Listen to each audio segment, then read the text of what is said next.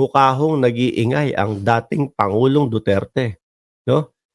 Kung matatandaan niyo po, ipinris yung mga kaperahan po ni Pastor Apollo Kibuloy. Doon po sa nakita kong balita mukhang nagagalit ang dating Pangulo. Kasi bakit naman nga ipinris yung pera ni Kibuloy, wala naman daw kinalaman doon sa kaso, etcetera, etcetera. Ang sa'kin naman po mga bossing, tama lang yung pagpi-freeze nung pera na yon. Bakit po? Para mahirapang kumilos si Apollo Kibuloy. Para mahirapang kumilos ang isang pugante. Kasi po siyempre kapagka madami kang pera, magagamit mo yan. Oh, lipat tayo dito, punta tayo dito, punta tayo doon. Mas lalo hong masasabi nung attorney, 'no, ni Kibuloy. Hindi naman kasi pugante si Kibuloy, not available lang, mahilig lang mamasyal, oh. 'Di ho ba? Siyempre magagamit ho yang pera na yan. Kaya naman ang gobyerno, mga kababayan, oh, ang mga tagapagpatupad ng batas, ang ginawa ho, ipinris mga bossing. Bakit kaya apektadong-apektado ang dating Pangulo? Hindi kaya dahil best friend niya? Dun lang ho kaya? Yun lang ho kaya ang dahilan? Kung bakit, no? Apektadong-apektado at Gina G po ang dating Pangulong Duterte sa pagpapabris, no? Nung mga kaperahan ni Kibuloy. Speaking of pera po, mga bossing. Yun po kaya talaga ang dahilan. Best friend ko yan si Kibuloy. Matalik kaming magkaibigan yan, kaya ipagtatanggol ko yan. Wag naman ho sana. No? Bilang isang dating Pangulo, sana maramdaman at maipapadid natin sa mamamayang Pilipino na kahit mo kamag-anak, kahit best friend mo, kahit matalik mong kaibigan, nasa gitna ka. Sabi tuloy ni Ma'am Aida Borja Aquileno o Aquilenia, piling Pangulo pa rin ang balasubas piling Pangulo pa rin ang balasubas na tandang digong na yan. Nakakabwisit ang mag-aamang Duterte. Ang tatanga lang kasi sa mga sumusuporta sa mga Duterte, di nila alam ginagamit lang sila ni Digong. Oh, nako, eto may nabasa tayo dito. Sabi ni Love Dobby, siya ang tunay kasi na may-ari ng pera ni Kibuloy. Naku po mabigat po yan, no? Pero mga kababayan, yan pong nabanggit sa comment section, no, ni Love Dobby, minsan na din pong narinig natin yan doon sa mga sa taong bayan Hindi kaya ganito, ganyan, si PRRD talaga ang may-ari nung pera na yon? Oh. Bakit inilipat kay PRRD yung pagiging ganito kung anong posisyon man yun?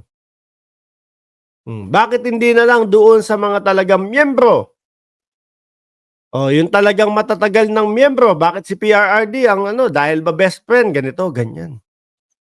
Mga kababayan, di ho ba? Talagang maku-question ho at magtatanong ang bayang Pilipino. Sabi, baka nga si PRRD ang may-ari nung pera ni Kibuloy. Bakit ganun ipinasa? O hindi ko na lang ho alam, mga kababayan. Kayo na lang po ang mag-isip at kayo na lang po ang magtugma, no? Kung bakit at posible yung mga ganong nakikita natin at yung mga ganong naiisip ho natin. Di ho ba? Shiro Kansaki, shoutout sa iyo, 63rd likes. Oy, hello Mark Idol. Shoutout po sa iyo. Oh. Hindi po maiiwasan kasi ng taong bayan, no, na matanong, bakit gano'n? Galit na galit ka. At take note mga kababayan, yung naging asal din po ni dating Pangulong Duterte do sa pagbibiro niya. Kilala ko si alam ko kung nasaan si Kibuloy. Pero secret, ano po yun, masakit po yun para do sa biktima di umano ni Kibuloy. Pero mo, dating presidente, na dapat sana maririnig mo, Kibuloy, humarap ka na, sumuko ka na, harapin mo yung reklamo sa iyo, ipaliwanag mo ng maayos ang iyong sarili. Tapos magugulat ka, alam ko kung nasa si Kibuloy, pero secret, Medyo foul na yung mga gano'n ho, eh, mga kababayan. Although biro lang ho, pero ang dating po nun doon sa mga nabiktima o biktima di umano ni Kibuloy, masakit po. Eto dapat yung mga tao, kumbaga gano'n ho iisipin niya, eh, 'no, nung biktima di umano. Eto dapat yung mga tao na sana, eh, nasa gitna at naghihimo kay Kibuloy na sumuko na, subalit mararamdaman mo na sila pa yung mismong nagtatago, gano'n kaya yun?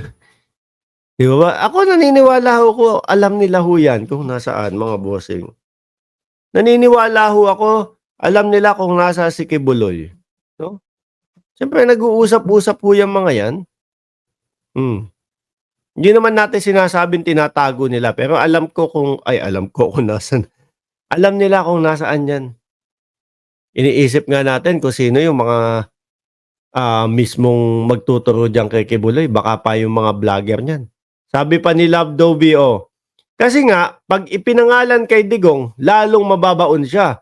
Kaya siguro sa usapan na lang nila ni Kibuloy. Eto ba, eh, kumbaga kapag pinangalan sa pangalan ni dating Pangulong Duterte, eh, makakalkal sa SALN, gano'n?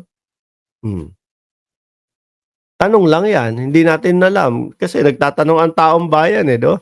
Sabi dito, Jogelyn Vlogs, si Duterte, mahilig din magmura at magsabi ng PI at si PBBM wala kang marinig. Eh, gano'n ho yung pagkakaiba ng dalawa.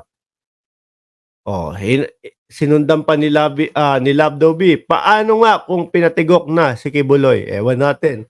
Pero buhay pa 'yan, nandiyan lang 'yan sa loob, 'no? Sabi nga ni General Torre, naniniwala ako nandiyan lang sa loob si pangalan niyan? Si Kibuloy. Sigurado na ang pamilyang Duterte ang nagtatago sa manyakis na si Kibuloy ay dabor sa Aquilenia. Anyway, mga kababayan, iwan na ho natin 'yan, 'no? Dumako po tayo dito sa ilan ba 'to? Speaking of Davao, mga taga Davao sila, eh. Speaking of Davao, mga bossing, eto panoorin muna natin ito. Also na Kung natatandaan niyo ho, mga kababayan, 'no, nagagalit si Baste Duterte kay General Torre ho, mga boss. Nagagalit si Baste Duterte dahil nga po sinibak tinanggal